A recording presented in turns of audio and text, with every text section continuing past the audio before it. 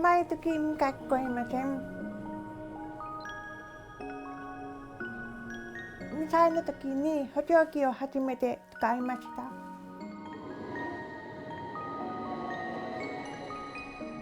補聴器を外すと全く聞こえない。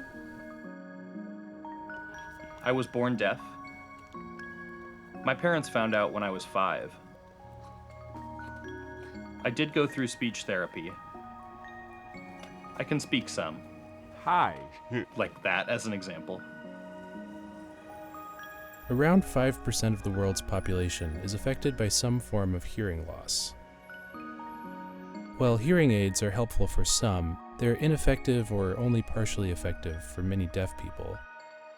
And cochlear implants are expensive and require an invasive surgery. Recently, inventors around the world have been working on new ways of letting deaf people experience sound. 私は今耳の聞こえない人たち、その聴覚障害者と言われる人たちに音を伝えたいと。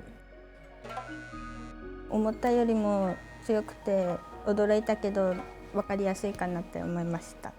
Something we don't remember, but all of us had to learn how to use our ears. So when we were born, our brains didn't know how to interpret all these volleys of spikes coming in. And eventually it became just the perceptual experience of hearing. And this is exactly what happens to people with the wristband. They start off saying, oh, there's something buzzing on my skin. And then after a while, they simply hear with it. Baby.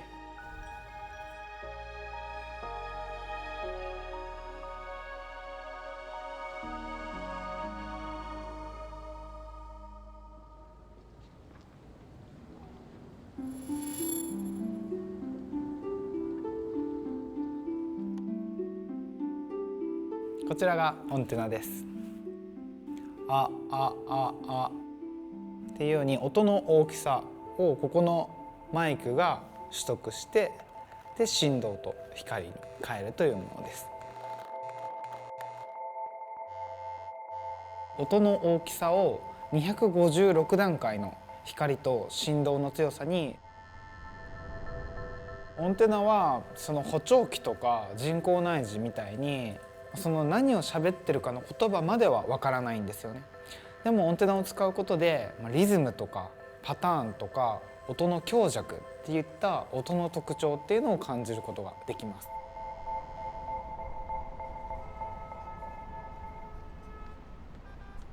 オンテナが導入する前の生活なんですけども、補聴器を外してまず歩くことができないます。音の強弱って車の接近かわからないので、そこにあってひかれそうになったりすることがあるので、オンテナをつけることによって音の接近かわかるから、あ、来たなっていうのはわかります。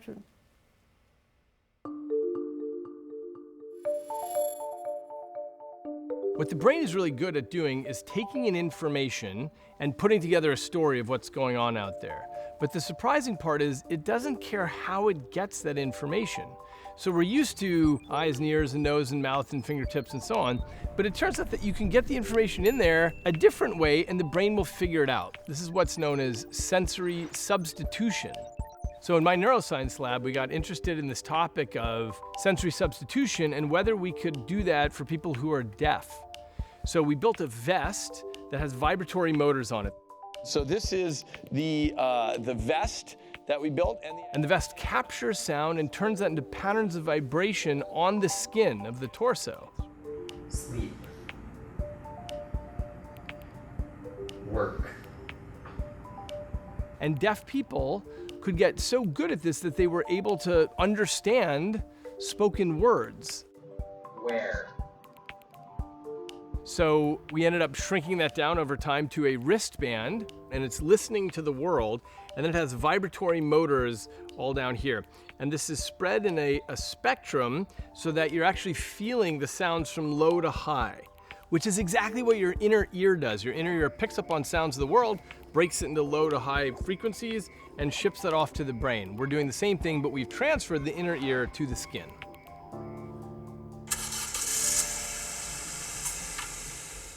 So that was a car engine starting, and I could feel the vibration on my skin of the engine. And of course, since it's mapped from low to high frequency, I feel it go up and down. I feel it spatially as well as the amplitude of it on my skin.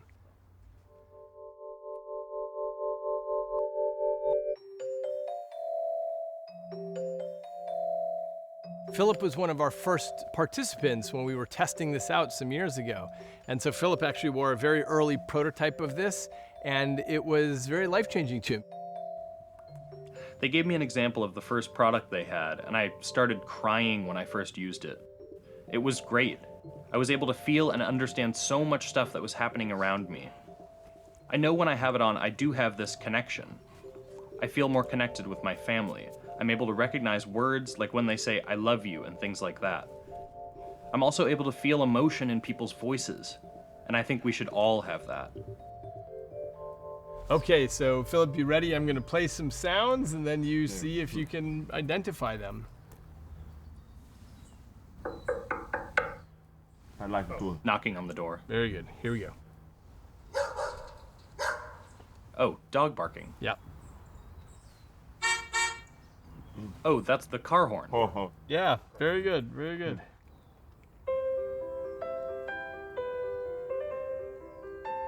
Oh yeah, that's definitely the piano.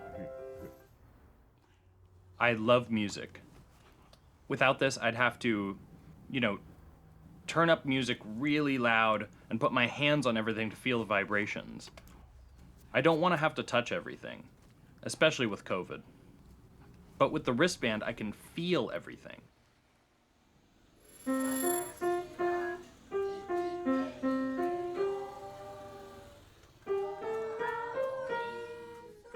オンテナのコントローラーというものを新しく開発したんですけども、このオンテナのコントローラーというものとリンクする。そのコントローラーを使って複数のオンテナを同時に振動させたり光らせたりコントロールすることができるというものです。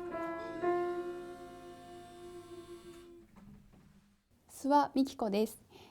八戸ろう学校で音楽を担当しています。今日は、工場の月っていう曲を三味線で演奏しました。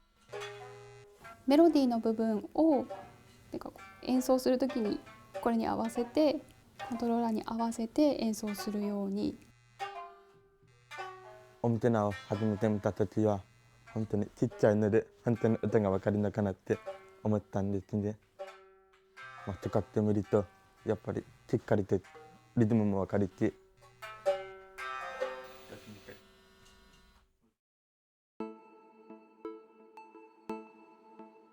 Okay, so now we stepped out into the road to test the wristband in the wild and to see if Philip can tell when there's a car coming down the road.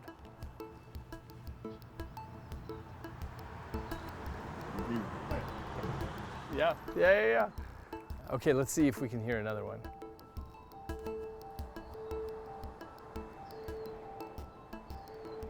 Yeah. This guy is feeling a real-time feed of data.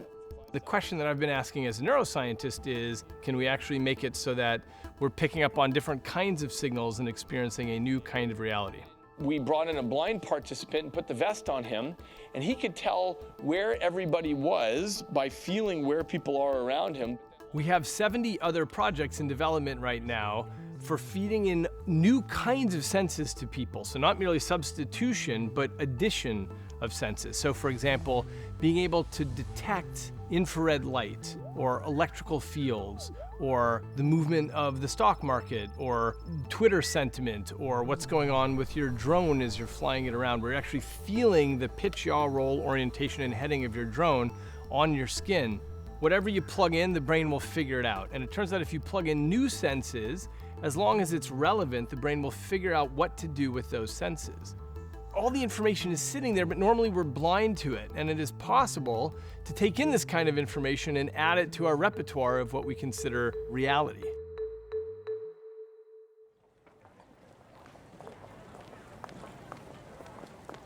今そのオンテナを使って耳の聞こえる人と聞こえない人が一緒に楽しめるような場を作りたいなって思ってるんですよ。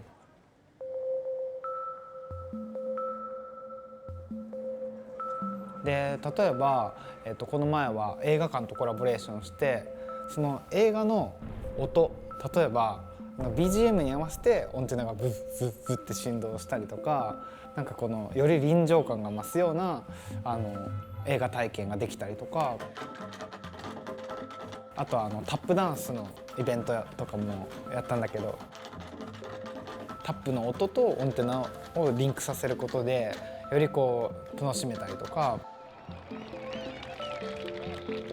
だから将来、その何を喋ってるかみたいなものを感じたりとか、あとはどういう音が出てきたりっていうのを感じることは可能かなっていうふうに思います。